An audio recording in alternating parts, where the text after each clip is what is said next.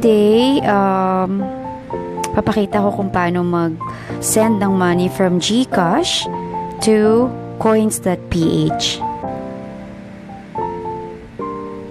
So, of course, open nyo yung Gcash app nyo. Kung wala pa po, mag-download kayo.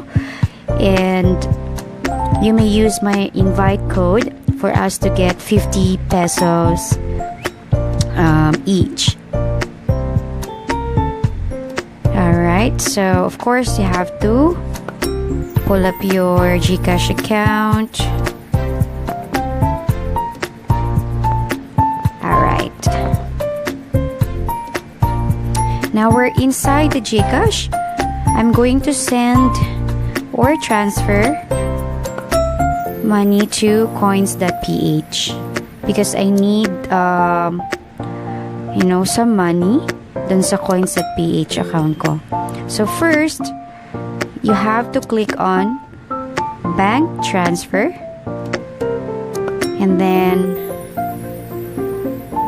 click on view all. Then look for Coins.ph DC Pay.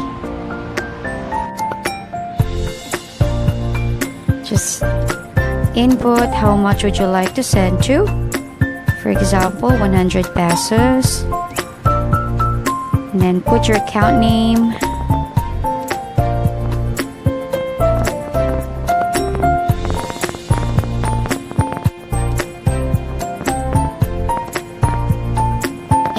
The account number should be your cell phone number.